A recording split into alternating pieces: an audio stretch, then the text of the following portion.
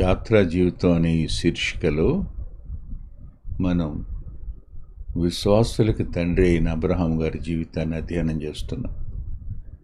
ఈ అధ్యయనంలో ఆదికాండం 2వ అధ్యాయం 9వ వచనం దగ్గరికి వచ్చాం. 9వ వచనం ఇలా రాసింది, అలాగూ వారిద్దరూ కూడి వెళ్ళి దేవుడు అతనితో చెప్పిన చోటుకి వచ్చినప్పుడు. ప్రార్థన చేసుకుందాం. దయగలిగిన మా తండ్రి, కృపగలిగిన మా దేవ, మీ ఏర్పాటు ఎంత గొప్పది.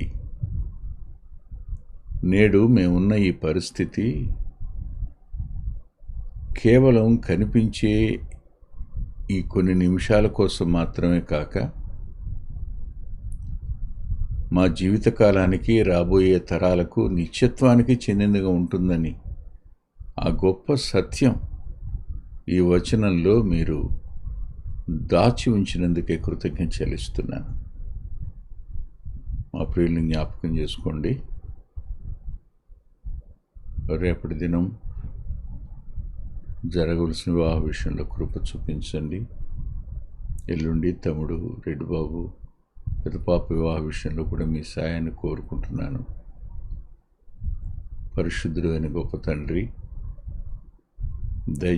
దయచేసి పౌల్ని జ్ఞాపకం చేసుకుని ముట్టి స్వస్థపరచండి. తమ్ముడు శ్రీనుని జ్ఞాపకం చేసుకోండి. తన చేతికి సంపూర్ణంగా స్వస్థతను అనుగ్రహించండి. మహిమ కలిగిన మా తండ్రి, జయప్రకాష్ గారిని జ్ఞాపకం చేసుకో ప్రభువా. వారికి మంచి ఆరోగ్యాన్ని ఇవ్వండి. ఈ సమయాన్న మాకు అవసరమైన వర్తమానాన్ని మీ పరలోకపు గవిలో ఉండిమ్మని యేసుక్రీస్తు ప్రభువారి పేరట ప్రార్థిస్తున్నాను తండ్రి, ఆమేన్. వారిద్దరూ కూడి వెళ్ళి దేవుడు అతనితో చెప్పిన చోటుకు వచ్చినప్పుడు అన్నాడు. నేను అంటే గత వారం మనం సరిగ్గా ఇక్కడికి వచ్చి ఆగినప్పుడు దేవుడు ఆ చోటును అబ్రహాముకు చూపించాడని, అంతరంగంలో నడిపింపుకి అతనికి అర్థమైంది. ఆ చోటుకు వచ్చినప్పుడు ఎక్కడ బలిపీఠం కట్టాలి అన్నది, ఆ స్థలాన్ని గురించి మనం మాట్లాడుకుంటున్నప్పుడు ఆ స్థలం ఏమిటో గతంలో కొంచెం చూసాం. అంతా చూడలేదు కానీ కొద్దిపాటిగా చూసినప్పుడు మనం చెప్పుకున్న మాటలు ఎలా ఉన్నాయంటే, అది గతంలో షాలేం ఆదికాండం 14వ అధ్యాయం 18వ వచనంలో మెల్కీసెదెకు ద్వారా పరిచయమైన పట్టణం అది. ఆ తరువాత యెహోషువ గెలిచిన పట్టణం అది. ఆ మీదట అది బెన్యామీనులకు ఇవ్వబడిన పట్టణం అది. ఆ బెన్యామీనులకు ఇవ్వబడిన పట్టణం మాత్రమే కాకుండా మోషే గారు బెన్యామీను భుజముల మధ్య ఆయన నివసిస్తాడనే మాట ప్రవచనంగా చెప్పాడు. అందుకని అది సొలొమోను దేవాలయంగా ఆ స్థలం మారింది అనేది చెప్పుకోవాలి. అక్కడితో ఆపాం గత వారం. ఈ వారం మరో మాట కూడా చూపిస్తాను. అదేమిటంటే సమూయేలు గ్రంథం 2వ అధ్యాయం 2వ సమూయేలు గ్రంథం 5వ అధ్యాయం. సమూయేలు 2వ గ్రంథం 5వ అధ్యాయం 6 నుంచి 8 వచనాలు. దావీదు బయలుదేరి వచ్చాడు. సరిగ్గా 30 సంవత్సరాలు వచ్చినాయి దావీదుకి. సౌలు మరణం అయిపోయింది. హెబ్రోన్లో కొద్ది కాలం పరిపాలన చేసిన తరువాత యెరూషలేముకు వస్తున్నప్పుడు 33 సంవత్సరాలు వచ్చినాయి. 33 సంవత్సరాలు పరిపాలన చేశాడని రాసింది. అప్పటికి అతని వయసు 30. 5వ అధ్యాయం 4వ వచనంలో. అయితే 5వ వచనంలో ఏం రాసింది అనంటే, యెరూషలేములో ఇశ్రాయేల్ అందరి మీద పరిపాలన చేశాడని రాసింది. కానీ 6వ వచనం వచ్చేటప్పటికి యెబూసీయుల దేశంలో నివాసులై ఉండగా రాజుని అతని పక్షపు వారును యెరూషలేమునకు వచ్చిరి. యెరూషలేములోనికి వచ్చినప్పుడు యెబూసీయులు దావీదు లోపలికి రాలేడు అని తలచి, నీవు వచ్చిన ఇచ్చట గుడ్డివారిను కుంటివారిని తోలివేతురని దావీదుతో వర్తమానం పంపారు. అంటే యెబూసీయులు దావీదును చాలా తక్కువగా చూశారు. అంటే దాని అర్థం ఏంటి? వారు దావీదు రాలేడనుకున్నారు, అతని బలం సరిపోదనుకున్నారు. ఇప్పటికే హెబ్రోన్లో అతడు పరిపాలన చేశాడు. హెబ్రోన్లో పరిపాలన చేసిన ఈ వ్యక్తి యెరూషలేముకు వస్తున్నప్పుడు వాళ్ళు కుంటివాళ్ళు గుడ్డివాళ్ళు తోలేస్తారు ఇక్కడి నుంచి అన్నారు. అప్పుడు దావీదు ఆ పట్టణాన్ని గెలిచాడు, స్వాధీనపరుచుకున్నాడు. సియోను కోటను దావీదు స్వాధీనపరుచుకున్నాడు అని ఉంటుంది. దావీదు పురము అనబడిన సియోను కోట అంటే దావీదు నగరు ఉన్న చోటు. తర్వాత పట్టణం కట్టాడు, సియోను కోట అనే పేరు దానికి వచ్చింది. కానీ ముందస్తుగానే ఆ పేరుని ఇక్కడ లిఖించటం జరిగింది. చాలాసార్లు మనుషులు ఎంత తక్కువ చేస్తారు? వాళ్ళు వాస్తవానికి కృప చొప్పున ఇశ్రాయేలు మధ్య ఉంటున్నవారు. యెరూషలేములో వాళ్ళు ఉండడానికి కారణం వారి పితరులకు యెహోషువ ఇచ్చిన వాగ్దానం. వాళ్ళని ఉండనిమ్మని, కట్టెలు నరికేవారుగాను నీళ్లు చేతి పోసేవారుగాను వారిని ఉండనిమ్మని. సౌలు వారిని సంహరించాడు చాలామందిని. వాళ్ళు సౌలుకి విరోధంగా మాట్లాడవలసిన వారు దావీదునకు విరోధంగా మాట్లాడడం. సౌలు లేడు, సౌలు చనిపోయినాడు. ఇప్పుడు దావీదును ప్రజలందరూ ఆహ్వానిస్తున్నప్పుడు వీళ్ళకెందుకు వచ్చిందో ఏమో ఇప్పటికీ అర్థం కాదు. మరి వేదాంతుడు దీనికి ఏం జవాబు చెప్తారో తెలియదు. కానీ అంటే దేవుని చేత అభిషేకించబడిన వాడిని తృణీకరించటం అనేది జరుగుతూనే ఉంటుంది. బెన్యామీనుల్లో కొంతమంది ఇలాంటి వాళ్ళు ఉన్నారు, అలాగే యెబూసీయుల్లో కూడా కొద్దిమంది ఉన్నారు. అబ్రహాము గారు ఆ రోజున ఆగిన చోటు ఉందే, దేవుడు చూపించిన చోటు, అది ఒక పట్టణం అయింది. అక్కడ దేవుని చేత కృపనుంది నివాసం చేస్తూ ప్రత్యక్ష గుడారంలో పనిచేయడానికి నియమించబడిన అన్యులు అభిషేకించబడిన దావీదును తక్కువ చేసి మాట్లాడడం, దావీదు ఆ ప్రాంతాన్ని స్వాధీనపరచుకోవడం జరిగింది. అంటే దావీదు గెలిచిన పట్టణం ఆ పట్టణం, అందుకని దానికి దావీదుపురం అని పేరు వచ్చింది. ఇకపోతే ఈ పట్టణానికి ఉన్న కొన్ని పేర్లను నేను మీకు చూపిస్తాను. నిజంగానే ఆశ్చర్యం. ఆ చోటు కేవలం అబ్రహాము గారు ఇస్సాకును బలివ్వడానికి తీసుకుని వెళ్ళాడు అని ఒక మాట మనం అనుకుంటాం, కానీ అంతకు మించి కనిపించే మాట ఒకసారి పాత నిబంధన గ్రంథంలోనే జకర్యా గ్రంథం దగ్గరికి రండి. జకర్యా గ్రంథం 8వ అధ్యాయం 3వ వచనంలో యెహోవా సెలవిచ్చినదేమనగా, నేను సియోనునొద్దకు మరలా వచ్చి యెరూషలేములో నివాసము చేతును, సత్యమును అనుసరించు పురమనియు సైన్యములకు అధిపతికి యెహోవా పర్వతము పరిశుద్ధ పర్వతమనియు పేర్లు పెట్టబడును అన్నాడు.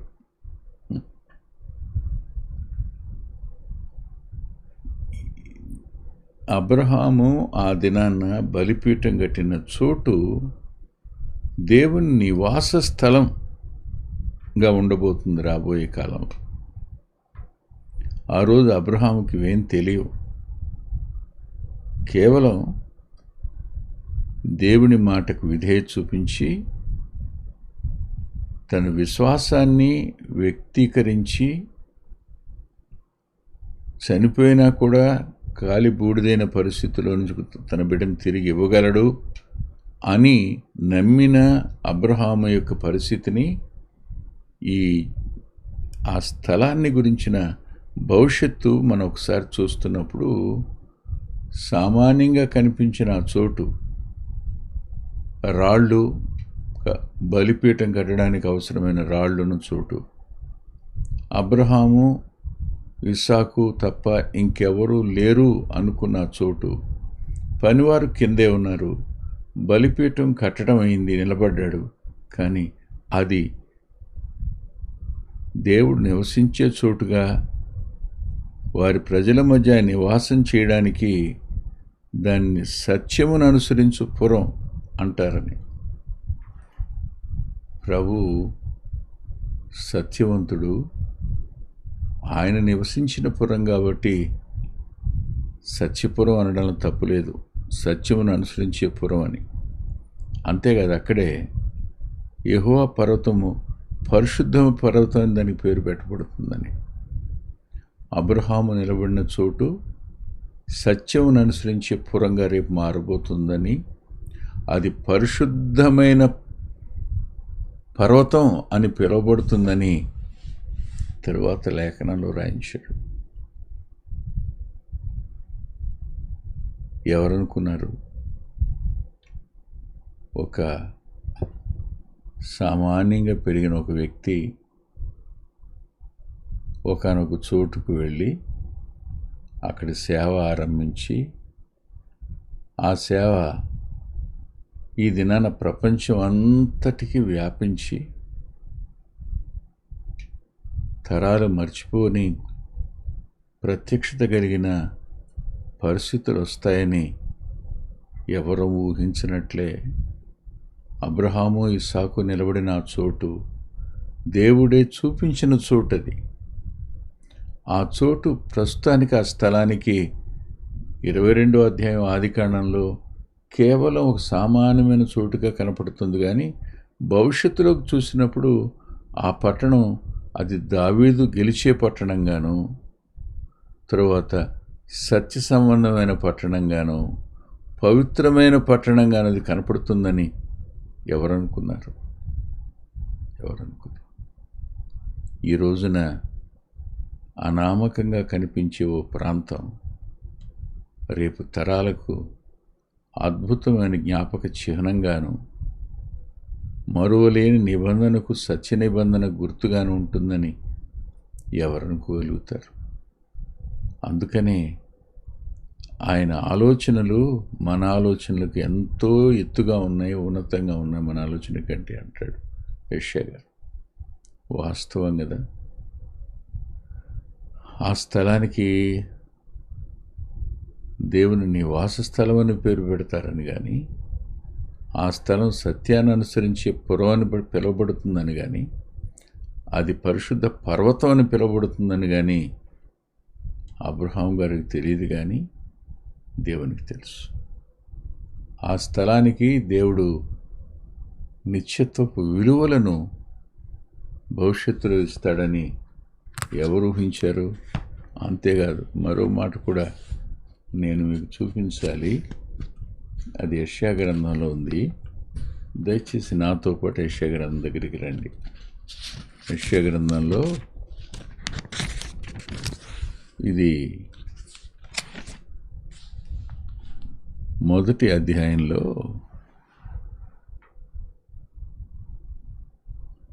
26వ వచనంలో ఇలా రాస్తుంది యెరూషలేము గురించి.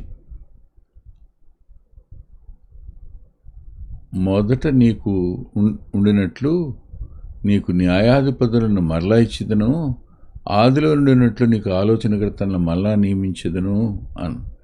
అప్పుడు నీతిగల పట్టణమైన నమ్మకమైన నగరం అని నీకు పేరు పెట్టబడినని. ఇదివరకు కూడా చెప్పాను. చాలా సంవత్సరాల క్రితం రాయన్ గారు మందిరానికి మొట్టమొదటిగా వచ్చారు. వచ్చినప్పుడు ఆయన ప్రభువుని ఎరిగినవాడు అప్పుడే, కానీ సహవాసానికి రావడం మొట్టమొదటిసారి కొన్ని వారాలు కొన్ని నెలలు అయింది.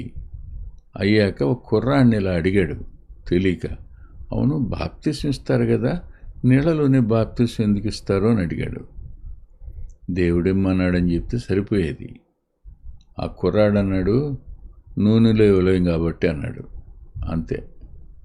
ఆయన బాధ అనిపించింది, మానేశాడు. మందిరం రావటం మానేశాడు. కొన్ని వారాల పాటు మానేశాడు. ఫోన్ చేసినా ఫోన్ ఎత్తడు, మౌనంగా అయిపోయాడు. ఆ రోజు ఉదయం లేచి యెషయా గ్రంథం చదువుతున్నా అంట. 26 వచనం దగ్గరికి వచ్చేటప్పటికి, మొదట ఉండినట్లు నీకు న్యాయాధిపతులను మరలా ఇస్తున్నాను, ఆదిలో ఉండినట్లు నీకు ఆలోచనకర్తలను మరలా నియమిస్తున్నాను, అప్పుడు నువ్వు నీతిగల పట్టణం అని నమ్మకమైన నగరం నీకు పేరు పెట్టబడుతుంది అన్న మాట కనపడగానే, మళ్ళీ నన్ను అక్కడికి వెళ్ళిపోమంటున్నావు కదా ప్రభు అని బయలుదేరి వచ్చాడు. వచ్చేసి ఆదివారం ఆ రోజు మోకరించి తన ఆరాధన చేసుకుంటున్నాడు. అయిపోయాక చూపించాడు.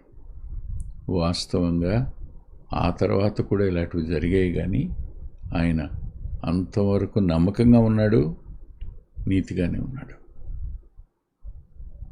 ఆ స్థలానికి నమ్మకమైన నగరం అని, నీతిగల పట్టణం అని పేరు పెట్టబడుతుందని అబ్రహాముకు తెలీదు, ఇస్సాకు తెలీదు. ఇంకొక విషయం కూడా నేను అంటాను, క్షమించండి, ప్రభు చెప్తూ ఉండగా రాస్తున్న మోషే గారికి కూడా తెలీదు. ప్రభు అంతరంగంలో ఆ స్థలానికి దేవుడు ఇవ్వబోతున్న ప్రాధాన్యత. ఒక వ్యక్తి ప్రభువుని అంగీకరించితే అతడు సత్య సంబంధి అవుతాడు, అతడు నీతి సంబంధి అవుతాడు, అతడు పరిశుద్ధమైన సంబంధి అవుతాడు. ఇవన్నీ కేవలం ఆ స్థలాల గురించి మాత్రం కాదు. ఏ వ్యక్తి దేవుని నివాస స్థలంగా మారబోతున్నాడో అతడు నీతి గలవాడవుతాడు, అతడు నమ్మకమైన వాడవుతాడు, అతడు పరిశుద్ధుడవుతాడు.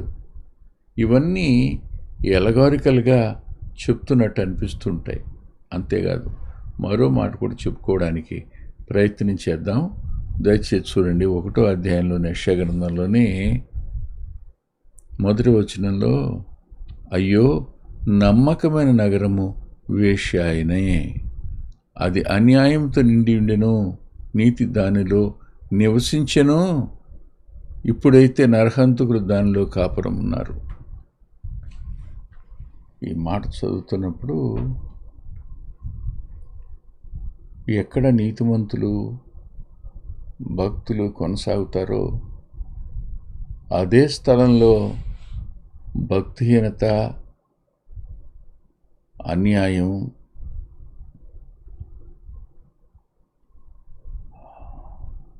ఒకప్పుడు న్యాయంతో నీతితో జరిగిన స్థలాలు, మందిరాలు, దేవుని నివాస స్థలాలు ఇప్పుడు నరహంతకులున్న స్థలంగా మారడం అనేది దుఃఖకారణం.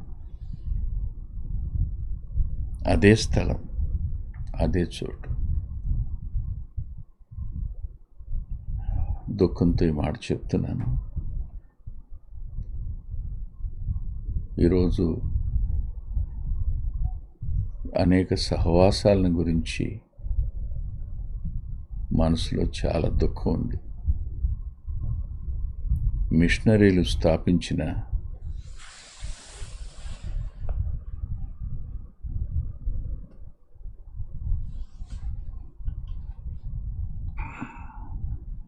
మంచి పరిచర్య జరిగించిన సంస్థలు బీటలు వారే. శ్రేష్టమైన భక్తుల్ని దేవుడు లేవనెత్తుకొని వారి ద్వారా కట్టిన పని కూడా బీటలు వారింది. చివరికి కొట్లాటలు, పోలీసు కేసులు ఇక్కడ దాకా వెళ్ళాయి. ఒకప్పుడు ఎవరు నిలబడ్డారు అక్కడ? దేవుని యందు భయభక్తులు కలిగిన వారు. ఇప్పుడు ఎలాంటి వారు నిలబడుతున్నారో చూస్తే దుఃఖం కలుగుతుంది. కానీ తిరిగి ఆ పట్టణాన్ని ఆయన కోరుకున్నాడు, ఆ సహవాసాలను ఆయన కోరుకున్నాడు.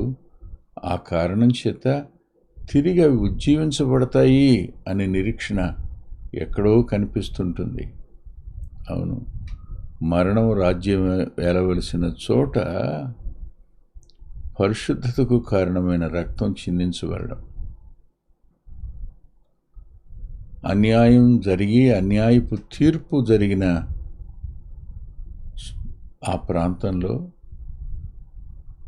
తిరిగి నీతిని స్థాపించి ఆయన యందు విశ్వాసం ఉంచిన వారిని తనకు శాశ్వతంగా నివాస స్థలంగా చేసుకోబోతున్నాడు ఆయన అనే సత్యం ఊహకందరిది. 22వ అధ్యాయం 9వ వచనంలో అబ్రహాము ఆ చోటుకి వచ్చాడు. ఆ చోటుకి ఉండేటువంటి ఆ ఉన్నతమైన స్థాయి, అదే చోటునకు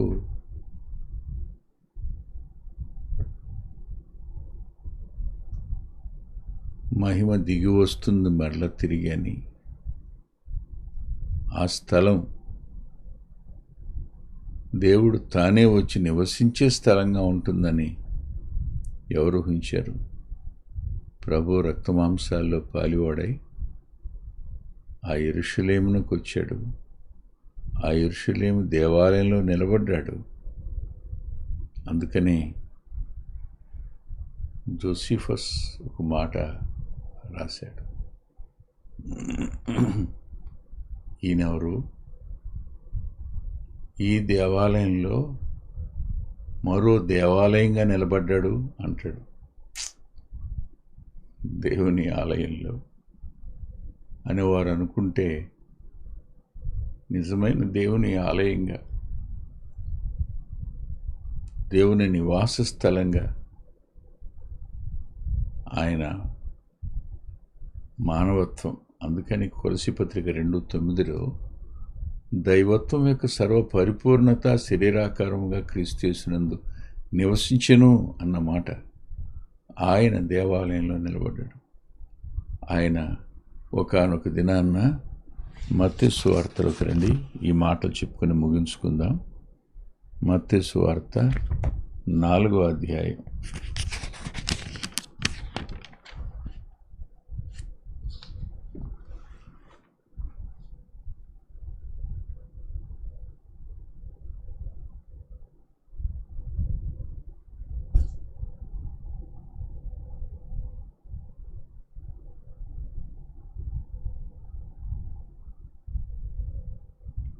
5వ వచనం.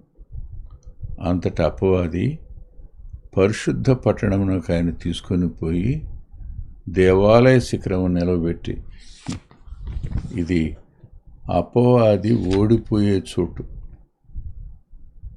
శోధించి ఓడిపోయిన చోటుగా ఆ చోటుని మనం చూడవచ్చు.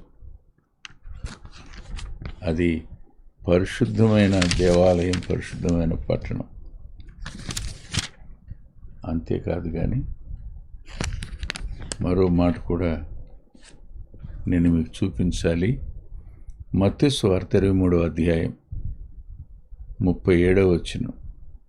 యెరూషలేమా యెరూషలేమా, ప్రవక్తలను చంపుతును, నీ యొద్దకు వచ్చిన వారిని పంపడిన వారిని రాళ్లతో కొట్టుచును ఉండుదానా?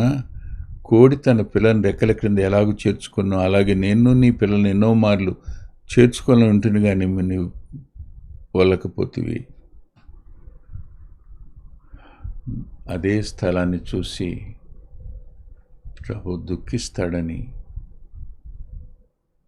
ఎవరు ఊహించారు? మరల తిరిగి అదే చోటున ఇప్పుడు కూలిపోయి ఉన్న దేవాలయాన్ని మరలా నిర్మింప చేసుకుంటాడని ఎవరు ఆలోచించారు? దేవునికి స్థలం మీద ప్రేమ కాదు, మానవుల మీద ప్రేమ. స్థలానికి ప్రాధాన్యత కొత్త నిబంధనలో కొట్టివేయబడింది. ఎక్కడిద్దరు ముగ్గురు కూడుకుంటే అదే దేవుని మందిరం, నివాస స్థలం. కానీ ఇవాళ మీరు కూడుకుంటున్న చోటు రేపు అనేకులకు పవిత్రతకు, సత్యానికి, నీతికి, నమ్మకత్వానికి చిహ్నంగా ఉంటుందని ఊహించలేదు కదా, ఊహించలేం మనం.